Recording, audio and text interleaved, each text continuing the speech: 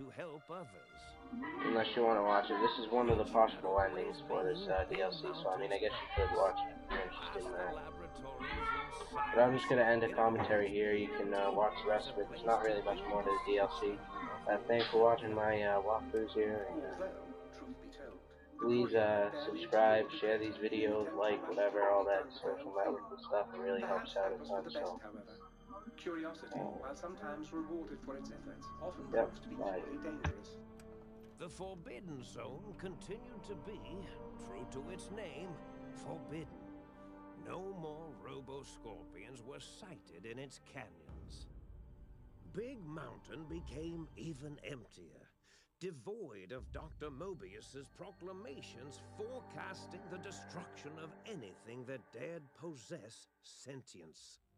Still, it is said he lived on in the equations inscribed on the floor and walls of the Forbidden Zone dome. A cobweb tracery of symbols that told of 1,000 brilliant thoughts, now lost to time. The sink was strangely silent, which it had never been in previous years. The lack of personality modules made the base lifeless and sterile. Autodoc, always gentle and methodical, kept sewing up the courier in all the right places when the skin split open from repeated wear and tear.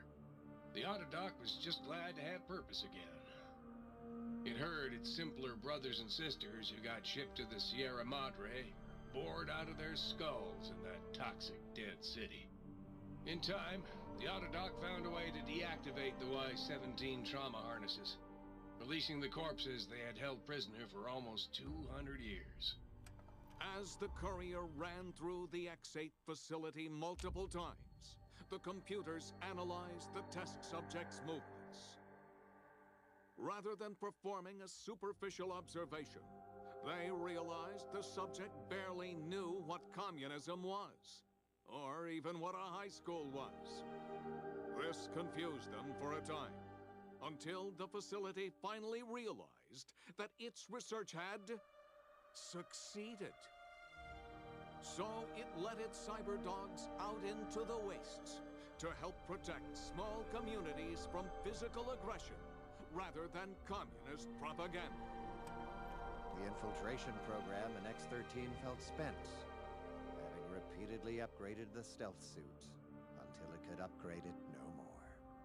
It felt warm, fulfilled, and a bit sluggish. It realized not long after, the stealth suit had left it, without so much as a note on the nightstand. So the infiltration program sent out robo-brains into the wastes, looking for its wayward technology. It eventually found Repcon HQ, and set up a new research center, testing and murdering fiends who kept breaking into the facility. The courier, organs intact, continued onwards, a little less heavy of step, but with all the organs in the right places, as they should be. After all, brains can develop a life of their own when left to their own thoughts, and the courier's brain was more clever than most. Dr. Klein and the think tank remained alive, unaware of the world outside.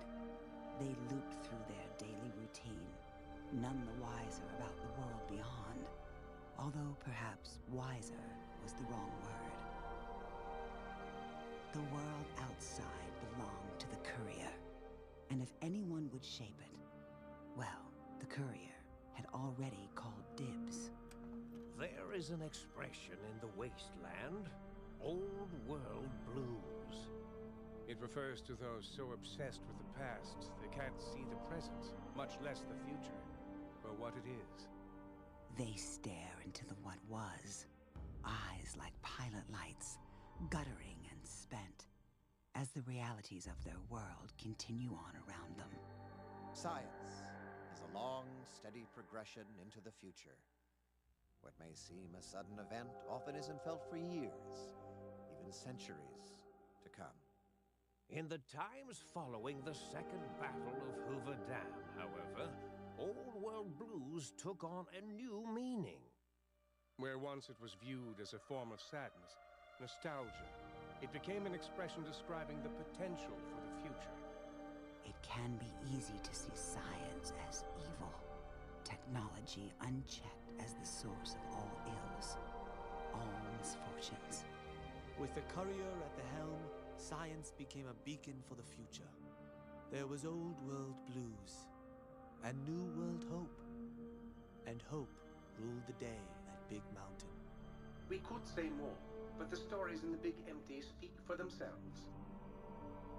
Now armed with the transportal Ponder, the courier could return to the dome at any time and crack open the secrets of the Big Empty one by one. The Sink sat vigilant, waiting for its master to return, shoes covered in Mojave dust.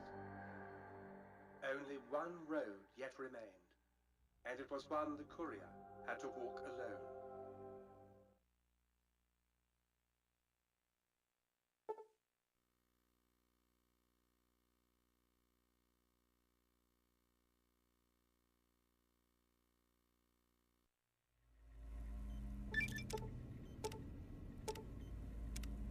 Huzzah, sir!